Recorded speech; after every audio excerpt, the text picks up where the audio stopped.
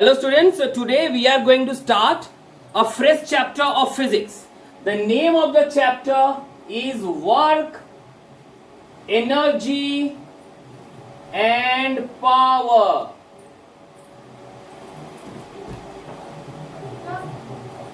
First of all, work. What do you mean by work?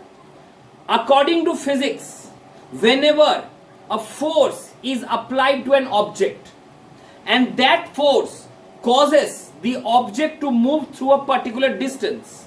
I repeat, whenever there is a force applied on an object and that force causes the object to be moved in a particular direction, then only we can say that the work has been done. If the force applied does not moves the body or the total displacement is zero, then the total work done is also zero. So therefore my work depends on force and displacement. Means I have to apply both. I have to apply a force and the force should produce a displacement. So therefore I can say that work equals to F capital, work is equals to F into S. Work S for displacement. The work is F into S. This is the first formula. Now, so what is the unit of work?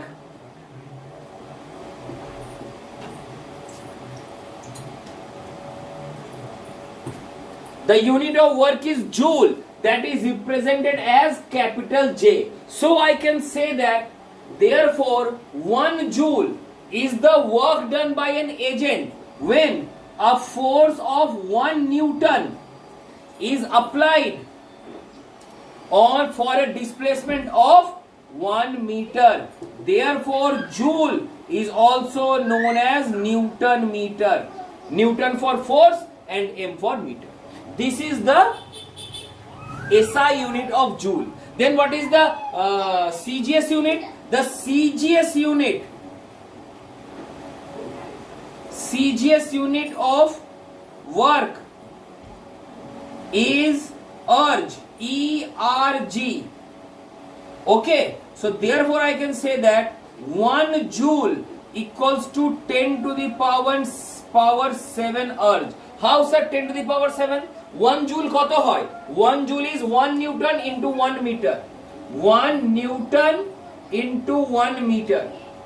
This Newton can be written as 10 to the power 5 dyne, and this 1 meter can be written as 100 centimeter. So that is equals to 10 to the power 7 ERG. Correct. So this is the SI unit of work and this is the CGS unit of work. Now, I told that work is said to be done when a force is applied to an object and the object moves in a particular direction. यहाँ पे direction जरूरी है. Why? Because work is dependent on force and force being a vector quantity, my work is also a vector quantity. So therefore my direction is very necessary. What will happen if the force and displacement are in the same direction? I will get positive work. If there is force applied but there is no displacement, I will get zero work. But if there is force in one direction and displacement in other direction, I will get a negative work. বুঝতে পারছো? If the direction of force and direction of displacement দুজনে যদি একই ডিরেকশনে, suppose একটা example দিয়ে বোঝায়, একটা কার দাঁড়িয়ে একটা সাইকেল চালিয়ে আসছে, আমি সাইকেলটাকে ধাক্কা দিলাম, তো কি হবে? সাইকেলটা উল্টো দিকে, মানে আমার ফোর্সটা আমি দিচ্ছি সাইকেলটা এদিকে আর সাইকেলটা উল্টো দিকে চলতে লাগবে। That means my direction of force and direction of movement are both same. means I have done a positive work. But একটা ট্রাক দাঁড়িয়ে আছে, আমি ট্রাকটাকে খুব পুশ করছি, খুব চেষ্টা করছি সরাবার, my force is maximum but there is no displacement, means I have done no work. Third case, একটা कार আমার দিকে আসছে and I am thinking myself I'm a superman और हम इसके सामने ऐसे खड़े हो गए to push the car backwards. हो पाएगा?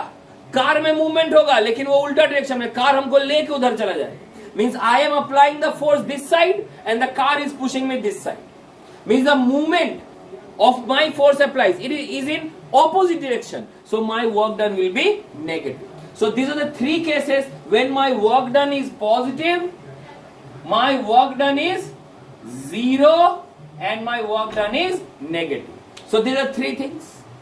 तो एक बार सेम डायरेक्शन, एक बार कोई मूवमेंट नहीं और एक बार उल्टा डायरेक्शन. लेकिन सर अगर बाय चांस मेरा फोर्स और डिस्प्लेसमेंट अगर कोई एंगल पे हुआ तो ये तो ऑपोजिट भी नहीं है, सेम नहीं है, नो डायरेक्शन में नहीं है. फोर्स आया इधर और डिस्प्लेसमेंट हुआ इधर, then what we will do, then we will apply the formula work equals to F into S into cos theta. This is the formula. क्या है यहां पे कॉस, कॉस का वर्क आएगा ट्रिग्नोमेट्री, सर यहां भी ट्रिग्नोमेट्री घुस गया. So as we know theta का 3 वैल्यू लेते हैं, 0 degree, 45 degree and 90 degree.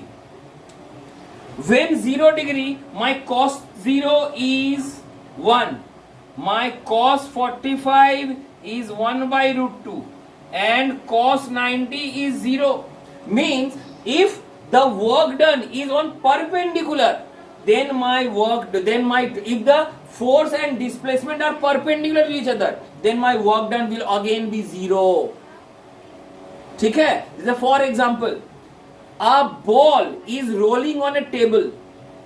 A ball is rolling on a frictionless table. कि friction का यहाँ कोई force नहीं. It is rolling on a frictionless table. The only force acting on it is the force of gravity. तो बताइए, what is the work done by the force of gravity? The force of gravity acts downwards, and the ball is moving like this on the table, horizontal table. Means my force and displacement are in 90 degree. So my work done by the gravity on the ball will be 0. বুঝতে পেরেছো? So this is how my calculation is done. So যদি আমার force এমনি হয় like this, force or displacement, here the angle is 0, মানে কোনো angle নেই, there is straight line, then the maximum force can be obtained, maximum work can be obtained for this case. But যখন আমার এমনি হবে 90 degree, my work done will be again 0. বুঝতে পেরেছো? So work যদি একটা স্ট্রেট লাইনে হয়, so I will apply the formula work equals to F into S. কিন্তু যদি আমি কোনো অ্যাঙ্গেল, কোনো থিটা পুট করে দেয়, তো I have to apply the formula work equals to Fs cos theta. ঠিক আছে? So these are the two formulae for calculating work. Correct? And work can be positive, negative or 0 depending on the situation in which my force and displacement are acting upon. Correct? The unit of work is joule, which can be represented as 1 Newton into 1 meter. Therefore 1 joule of work is the work done by an agent when a force of 1 Newton displaces an object by a distance of 1 meter. The CGS unit of work is erg, or the CGS unit of work is the CGS unit of joule is erg. 1 joule is equals to 10 to the power 7 erg. This is the relation between SI unit and CGS. Now the second topic of the chapter is energy. We are moving on to energy. Next topic, energy.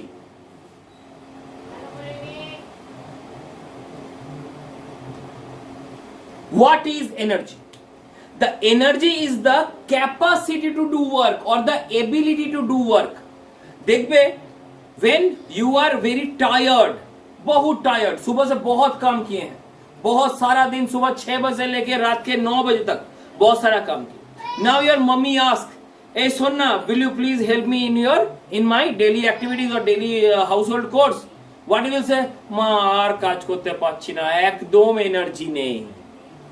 ये word कहां से आया? মা কাজ করতে পারছি না means I can not work, কেন এনার্জি নেই, माने I can work only if I have energy. That is the ability to do work. ठीक है ना? जितना एनर्जी तुम्हारे अंदर है उतना ही वर्क तुम कर सकते हो। जनरली क्या होता है, एनर्जी के तुलना में वर्क कम होता है, because some part of the energy is wasted in the form of friction और in overcoming the friction, but you can not work more than the energy present in your body. Always the work will be less than the energy present in your body. So अगर ideal situation consider किया जाए, I can say that numerically or in magnitude means value, in magnitude work is equals to energy. Work और energy का value same रहेगा। Work, जितना energy तुम्हारे में है उतना ही तुम वर्क कर पाओगे, या जितना वर्क तुमने किया उतना ही एनर्जी तुमने बर्बाद किया। तो ऐसे घुमा के क्वेश्चन देता है, तुमको वैल्यूज देगा एनर्जी का और बोलेगा how much work is done, या फिर तुमको वर्क का फॉर्मूला दिया रहेगा और या फिर एनर्जी का फॉर्मूला दिया रहेगा और बोले कि how much work is done, या वर्क एनर्जी दिया रहेगा बोले how much energy is obtain या how much energy is wasted. मतलब वर्क और एनर्जी का वैल्यू हमेशा सेम रहे। As their values are same, their units are also same, so therefore unit of energy is again joule. We know this is the SI unit, 1 joule CGS में कितना होगा, 10 to the power 7 अर्ज।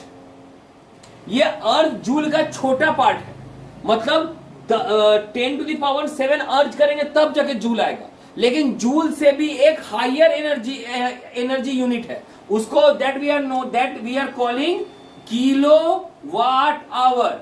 सो therefore 1 kilowatt hour equal to 3.6 into 10 to the power 6 joule. हम लोग जो energy use करते हैं अपने घर में या अपने ऑफिस में या इंडस्ट्रीज में, बहुत ज्यादा इलेक्ट्रिकल एनर्जी यूज करते हैं। वो एनर्जी इतना ज्यादा है कि जूल में कैलकुलेट करने से बहुत बड़ा वैल्यू आएगा। So therefore we calculate the electrical energy in the terms of kilowatt hour. Therefore this kilowatt hour is also known as commercial unit. ये है एसआई यूनिट, ये है सीजीएस यूनिट और ये है कमर्शियल यूनिट ऑफ एनर्जी।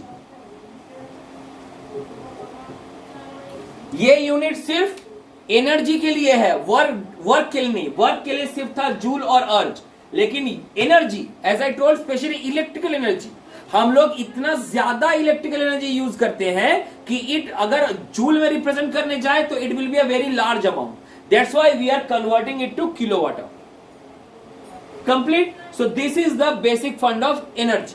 अब energy का definition हो गया the ability to do work और the capacity to do work. अब ये वर्क कौन करता है सर? वर्क कौन करता है? Suppose you are able to see me, हमको आप देख पा रहे हैं, कैसे? Because the light of this bulb और the light of this tube is falling on my body, और ये आपके आंख तक जा रहा है। मीन्स इसका मतलब क्या हो गया? इसका मतलब यह है कि my light is also doing some work, means my light is also a form of energy. हम बात कर रहे हैं, my sound reaches your ears and makes your ear drum vibrate, that means my sound is doing a work, my sound is also a form of energy. ये पंखा घूम रहा है, it is rotating, it is doing a work. ये कौन घुमा रहा है? Electricity, means electricity is also form of energy. So इस दुनिया में जो भी एनर्जी का रूप है, इलेक्ट्रिकल हो, साउंड हो, लाइट हो, हीट हो, मैकेनिकल एनर्जी हो, और कितना सारा दुनिया में potential energy, kinetic energy, there are many forms of energy. सब एनर्जी का एक ही कॉन्सेप्ट है कि they are able to do some work. That's why they are known as energy, because energy has the capacity to do work. Correct? तुमको कौन 3 energy main पढ़ना है? They are the 3 main energy that you have to study is potential energy, kinetic energy and mechanical energy, ये तीनों energy ही आपको पढ़ना है। The potential energy को रिप्रेजेंट करते हैं एज यू, काइनेटिक एनर्जी को रिप्रेजेंट करते हैं एज के। ठीक है, तो पोटेंशियल एनर्जी और काइनेटिक एनर्जी और मैकेनिकल एनर्जी, करेक्ट। पहला बात, what is potential energy? Potential energy किसे कहते हैं? Potential energy is the energy possessed by a body by the virtue of its position और possession. Potential energy is the energy of a body by the virtue of its position और possession. क्या है इसका मतलब sir? इसका मतलब एक body जिस पोजीशन पे है या जिस हाइट पे है या जिस स्थिति में है, मतलब स्ट्रेच्ड है, कंप्रेस्ड है ना, रोटेटेड है, कॉइल्ड है, उस एनर्जी के उस मतलब अगर किसी का शेप डिफॉर्म किया जा रहा है, वो किस स्थिति में है, इस सिचुएशन में जो एनर्जी उसके पास रहेगा, that energy is known as potential energy. ठीक है, potential energy thus can be calculated by using the formula mass into gravity into height, mgh। इसका डेरिवेशन बोलेंगे, पहले सुन लो। Potential energy can be calculated by the formula mass into gravity into height. This is basically the formula of gravitational potential energy.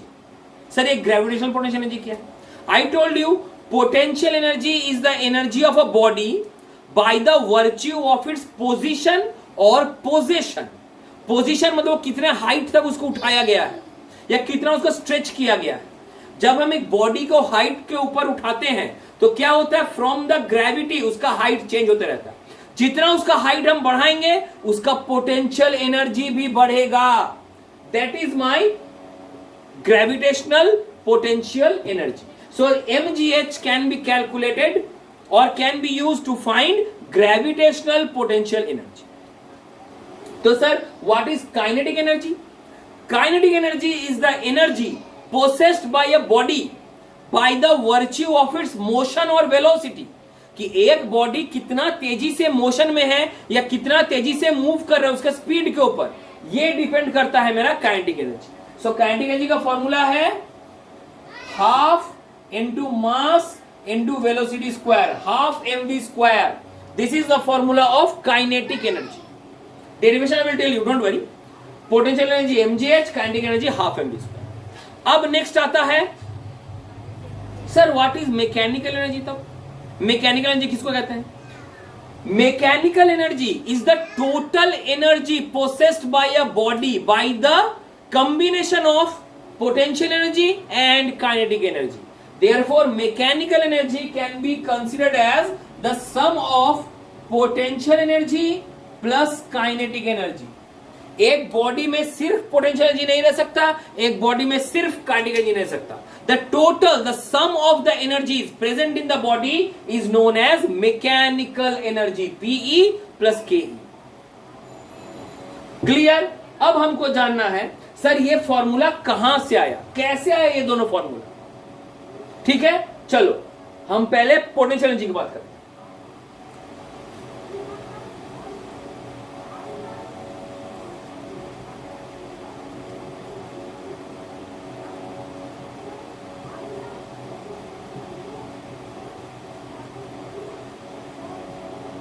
Work is equal to force into displacement, सबको मालूम है। तो हम यहां वर्क के जगह लिख सकते हैं ग्रेविटेशनल,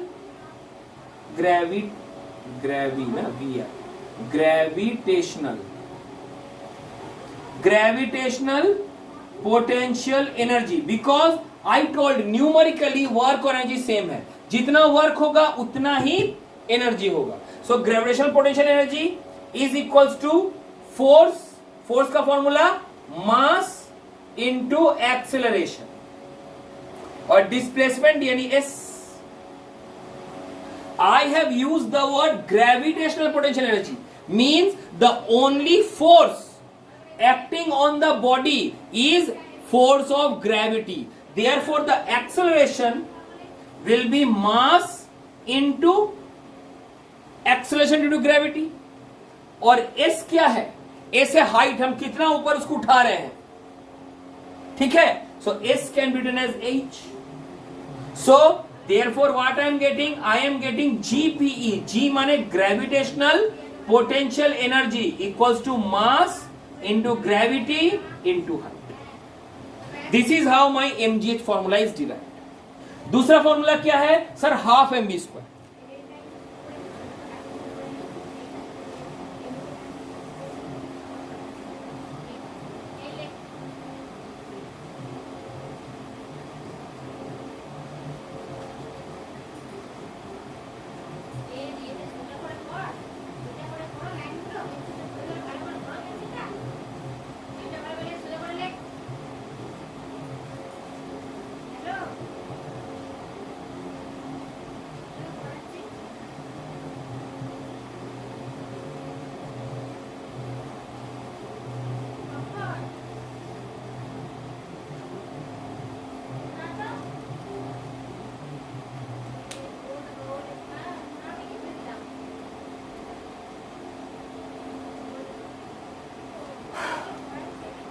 ठीक है। So what I am getting, m work is energy due to motion, okay, because work energy are same. Force की जगह लिखे मास इनटू एक्सेलरेशन डिस्प्लेसमेंट जगह s, ठीक है, clear. Then what will write, we will write here energy, therefore energy is equals to, और kinetic energy, kinetic energy is equals to mass into acceleration नहीं लिखेंगे, acceleration एक फॉर्मूला था, याद है? हाँ, याद नहीं है आप लोग को, चलिए हम बताते हैं। Do you remember this formula, v square equals to u square plus 2as, ये फॉर्मूला याद है ना? तो यहां से a निकालिए तो, so therefore a will be v square minus u square by 2s, है ना? तो I will put this a here, कितना हो जाएगा, v square minus u square by 2s into s। So this s और s cut गया, s cut गया, क्या बचा, kinetic energy equals to m/2 into v square minus u square. Let हम लोग ये कंसीडर कर लेते हैं, considering u as 0 because the initial velocity of the body is 0। So therefore अगर ये 0 हो गया तो क्या मिल गया, we are getting therefore kinetic energy equals to mv square by 2, है ना? ये u स्क्वायर तो 0 हो गया, तो बच गया mv square by 2। That is the formula of this one, half mv square. So this is how my gravitational potential energy is derived, and this is how my kinetic energy is derived. ठीक है? So now what we will do? Now we will move on to my mechanical energy. हमने कहा mechanical energy is the sum of potential energy plus kinetic energy. Means the total energy of the system will remain same. अरे यही तो है conservation of energy. From the childhood days we have studied that energy can neither be created nor be destroyed, but it can be converted from one form to another. This is known as mechanical energy. This I will prove कि कैसे एक system में मेरा energy, total energy will remain same, है ना? और ये सिर्फ यहां नहीं, हर जगह अप्लाई होता। हम अपने बाइक का एग्जांपल देते हैं, बाइक, ठीक है, बाइक में क्या भरते हैं, तेल भरते हैं इन the form of chemical energy. फिर क्या करते हैं, ऑन करते हैं बाइक को, तेल जलने लगता है, it starts burning, heat energy, and this heat energy moves the piston, mechanical energy. तो chemical energy to heat energy to mechanical energy convert हो गया, एनर्जी प्रोड्यूस नहीं हुआ, खाली एक फॉर्म से दूसरा फॉर्म चेंज हो गया। सही है? तुम लोग स्पीकर में बात करते हो, है ना? योर प्रिंसिपल जो स्कूल में स्पीकर में बात करते हैं, वो बात करते हैं स्पीकर पे और वो तार के थ्रू चला जाता है लाउड स्पीकर तक। बात करते हैं माइक्रोफोन पे, माइक पे, और वो स्पीकर तक जाता है, तार। तो when they are speaking the sound energy is converted to electrical energy. ये एनर्जी तार के थ्रू इलेक्ट्रिकल एनर्जी जाता है टू द स्पीकर और स्पीकर में again it is converted to electrical to sound energy. एक टीवी में क्या होता है, टीवी में घुसता है एक तार, electrical energy, and it is converted to light and sound energy. एक बल्ब, जो बल्ब हम लोग लेते हैं, बल्ब में क्या होता है, घुसता है electricity and is converted to heat and light energy. एक फैन, घुसता है इलेक्ट्रिकल एनर्जी, होता क्या है, mechanical energy. So there are many conversion. इस दुनिया में सारा एनर्जी कन्वर्शन ही तो है, but energy can neither be created nor be destroyed, और इसको प्रूव हम यहां से करते हैं। कैसे? एवलेस किया जाए, conservation of energy. First of all I will draw a hill slope, एक हिल स्लोप बनाएंगे, ठीक है। I am placing a stone over here, यहां पे एक स्टोन रखे, यहां पे एक स्टोन रखे, और ये स्टोन 3 पोजीशन, एक बार यहां था, वो रोल होके यहां है, फिर वो रोल होके, ठीक है। There 3 positions. Let the height of this one, of this hill be 1000 metre. तो आधा दूर डिस्टेंस का कितना होगा, दिस विल बी 500 मीटर, और यहां पे कितना होगा, 0 metre. The height are given equal, ठीक है। यहां पे यहां पे h कितना हो गया, 1000 मीटर, यहां पे h कितना हो गया, 500 मीटर, यहां पे h कितना हो गया, 0 मीटर। सो 3 जगह पे हम हाइट लिए हैं। अब हमको क्या लेना है, हमको वेलोसिटी निकालना। यहां पे बॉडी फिक्स्ड है, मींस यहां पे v है मेरा 0। हम ऑल द केसेस हम ले लेते हैं gravity equals to 10, because gravity due to earth is 10 metre पर सेकंड स्क्वायर, तो ग्रेविटी को फिक्स लेते हैं 10। तो यहां पे वेलोसिटी 0 है, सही है। यहां पे वेलोसिटी कितना होगा, that we have to calculate. यहां भी वेलोसिटी कैलकुलेट करना पड़ेगा, और यहां भी वेलोसिटी कैलकुलेट करना पड़ेगा। बुझते पारे छो? तो अब देखो ध्यान से हम क्या बोलना चाहते हैं।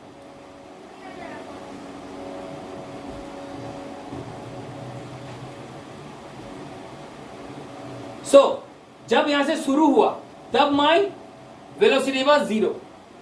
जब यहां पे आया तो हमको क्या फॉर्मूला आएंगे, v square equals to u square plus 2as। यहां पे u भी 0, v भी 0। यहां पे स्टार्टिंग किया था तब u था 0, v कितना था हमको निकालना पड़ेगा, क्योंकि यहां से यहां तक आया, यहां से यहां तक आया, from here to here. u था 0 पर v कितना हमको निकालना पड़ेगा, कितना हो जाएगा, v square equal to 0 square plus 2 into 10 into s कितना निकला, s निकल गया 500। This is the distance covered, 500 metre वो ट्रेवल किया। कैलकुलेट कीजिए कितना हो रहा है, this will be 10 v square will be I think 10,000, तो v हो गया 100, यहां मेरा v हो गया 100। अब यहां से लेके यहां तक, यहां पे u was 100 क्योंकि यहां पे स्पीड था 100, यहां v कितना होगा निकालना पड़ेगा। सो चलो यहां का निकालते हैं। Same v square equals to u square plus 2as, v square equals to 100 का square plus 2 into 10 into 500। So I will get here v square is equals to 20,000, ठीक। तो v will be equals to 100√2, यहां निकला v 100√2, ठीक है। यहां HVU, यहां HVU, यहां HVU। अब यहां का पोटेंशियल एनर्जी निकालो। पोटेंशियल एनर्जी का फॉर्मूला mgh, mgh। m कितना होगा, m को m, I don't know mass कितना है, gravity is 10 and height is 1000, तो कितना निकला 10,000 m। यहां पे काइनेटिक एनर्जी निकालो। What is kinetic energy, half mv square, यानी half into m into 0 square, that is equal to 0। So the total energy यहां का कितना हो गया, mechanical energy, this plus this, that is equals to 1000 m, sorry 10,000 m. Okay, this is my mechanical energy at starting point. अब यहां देखो, यहां potential energy कितना होगा, mgh, m into g is 10, h is 500, यहां पे मिला हमको 500 m. क्लियर? यहां आ जाओ, kinetic energy equals to half into m into v square, half into m into 100 square, 5000 क्या, 5000. सो यहां भी हमको मिल गया 5000 m. सो ऐड करो, मैकेनिकल एनर्जी कितना हो गया, यहां 5000, यहां 5000, total is 10,000 m. Clear? Now at this place, my potential energy equals to mgh. ठीक है, m is m, gravity is 10, height is 0, यहां तो height 0 है, so that is 0, यहां पे 0 निकला. काइनेटिक एनर्जी निकालो, kinetic energy half m v square, half into m into 100 root 2 का whole square, that is half into m into 20,000, that is equals to 10,000, that is 10,000 m. ठीक है, तब add the total mechanical energy here, कितना हो गया, it will be 0 plus 1000, ये फिर से आया हमारा 1000 है. सो अल्टीमेटली हम तीनों पोजीशन में देखो, my total energy of the system remain same, ना एनर्जी बढ़ा ना एनर्जी कमा. यही तो है my conservation of energy, the mechanical energy of the total system remains same. ठीक है, ऐसे ही हम जितने सारे एनर्जी कन्वर्शंस हैं सब में यही रूल अप्लाई होगा, the total energy of the system remain same. एक पेंडुलम देखें, pendulum at this position, pendulum क्या होता है, ये रोटेट करता है ऐसे,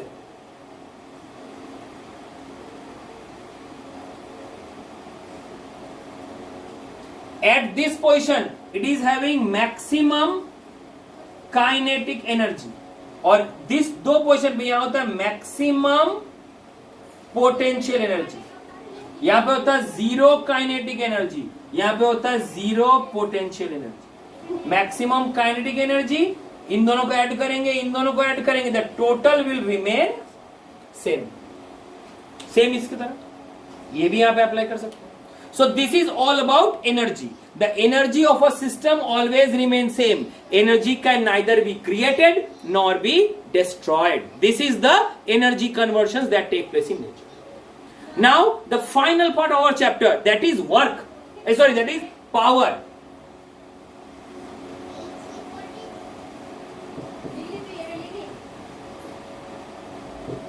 What is power? पावर का क्या बोले,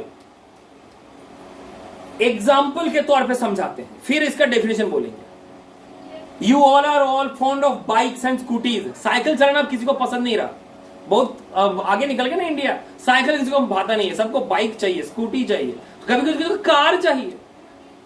चलो हम तीन बाइक या तीन व्हीकल्स का एग्जाम्पल देते हैं. First vehicle is a scooty, ठीक है. Second vehicle is a Splendor, Hero Honda Splendor, and third vehicle is a Pulsar 220 NS, a pleasure, a scooty, a ordinary bike, and a powerful bike, Pulsar. तीनों को suppose हम एक distance travel करने दी, 100 metre का race, तीनों एक distance जाएगा, शुरू करेगा यहां से 100 मीटर पे खत्म करेगा. बताओ इन तीनों में से सबसे पहले रेस को कौन कंप्लीट करेगा? Of course sir, Pulsar. क्यों? पावर बेसी है सर उसमें. पावर मतलब it is the rate of doing work, कितना कम समय में कितना ज्यादा वर्क करते हैं. Power is work by time. This is the definition of power. Work करना तो सेम है, लेकिन कितने कम टाइम में कर रहा है, वही तो पावर है. सपोज फेयरवेल है, तुम लोग स्कूल में फेयरवेल होता है, फेयरवेल है या टीचर्स डे है, क्लास 10 को रेस्पॉन्सिबिलिटी दिया था टीचर्स डे सेलिब्रेट करने का, तो यू आर हैविंग दो चेयर्स, है ना, चेयर लगाते हैं ना एक के ऊपर एक, so there are 100 chairs from the decorator, वो लाया और वो 10 या 5 के ग्रुप में डेकोरेटर 20 ग्रुप्स रख के चला गया, बोले कि आप अंदर कर लीजिएगा। Now it is your responsibility कि उस चेयर को अंदर करो। If I ask a small boy कि बाबू चेयर अंदर करो, वो क्या करेगा? वो एक बार में 5 का बंच नहीं ले जा पाएगा, chair is very heavy for him, वो बेचारा एक एक करके चेयर ले जाएगा, एक एक करके लाएगा। लेकिन अगर हमें क्लास 10 के स्टूडेंट, एक लड़के को स्पेशल, अगर एक वेल बिल्ड बॉय को बोले कि भाई चेयर अंदर करो, वो क्या करेगा? 2 ग्रुप में 10 चेयर को एक साथ उठा के बाहुबली टाइप लेके आ जाएगा। So the child also bought 20 chairs but in 20 minutes. बेचारा जा रहा है फिर ला रहा है, फिर जा रहा है फिर ला रहा है। He spent 20 minutes to bring 20 chairs, but the boy वो 2 बार में ही 10-10-20 लाके धर दिया। He spent only 2 minutes for bringing the 20 chairs. Both have done the same work. Why? Because the same amount of thing has been moved from one place to another. The force is same, the displacement is same. So the work is same. तो अंतर कहां पे आया? Time पे अंतर आया, time पे। This is called power. Power is the rate of doing work. कि हम कितने कम समय में कितना ज्यादा वर्क कर पाते हैं, that is power. पावर का कोई डेफिनेट फॉर्मूला नहीं है। क्यों? क्योंकि पावर को निकालने के पहले वर्क और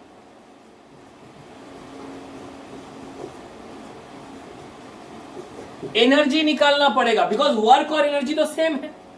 और फिर तुमको टाइम दिया रहेगा, you will divide that value with time. जैसे you are dividing work by time और energy by time, you are getting the value of power. So therefore इसका यूनिट क्या है? The unit of power is watt. W-A-T-T. Watt. This represents capital W. So therefore, 1 watt of power can be described as 1 joule by 1 second. 1 watt is the power of an agent that can do 1 joule of work in 1 second. This is known as 1 watt. लेकिन जब हम लोग यह खुद कर रहे हैं तो ठीक है। यही वर्क जब एक कार या ट्रक या एक प्लेन या एक ट्रेन करेगा, कितना एनर्जी होता है सोचो, उसमें कितना आदमी को एक साथ मूव कर सकता है और कितना जल्दी कर सकता है। तो ये वर्क बहुत ज्यादा हो जाएगा, तब वाट में रिप्रेजेंट नहीं कर सकते। इसका दूसरा यूनिट क्या होता है? That is the industrial unit, that is called horse power, HP। देखो अगर कार में, बाइक में, सब हॉर्स पावर में वर्क को, पावर को वो डिफाइन करता है। What is the HP? 1 horse power is equals to 746 watt. 1 horse power equals to 746 वाट।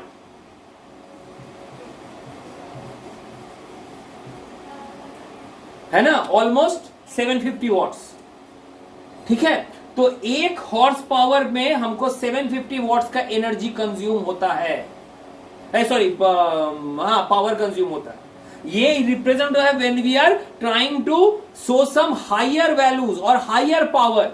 तो हमको सिर्फ वाट इज द स्मॉलर, उसमें दिखाने से काम नहीं चलेगा, हमको और ताकतवर यूनिट चाहिए। So that's why we are using 746 watts. So this is all about your watt और पावर। पावर निकालने का कोई सेपरेट फॉर्मूला या सेपरेट कोई टेक्निक नहीं है। You have to calculate energy or work for it.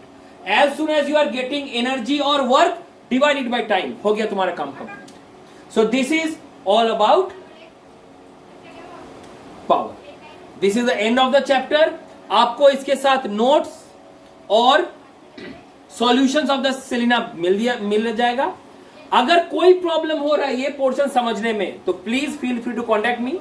इसके ऊपर न्यूमेरिकल्स भी आता है, जो न्यूमेरिकल्स भी आपको करने हैं, जिसका मेन फॉर्मूला क्या है? The work is equals to force into displacement, और work equals to force into displacement into cos theta. और दूसरा फॉर्मूला क्या है? Energy equals to half mv² in case of kinetic energy, और energy equals to mgh in form of potential energy, और ultimately power equals to work or energy per time. These are the formulae that you have to apply to find the numericals of this chapter. Thank you.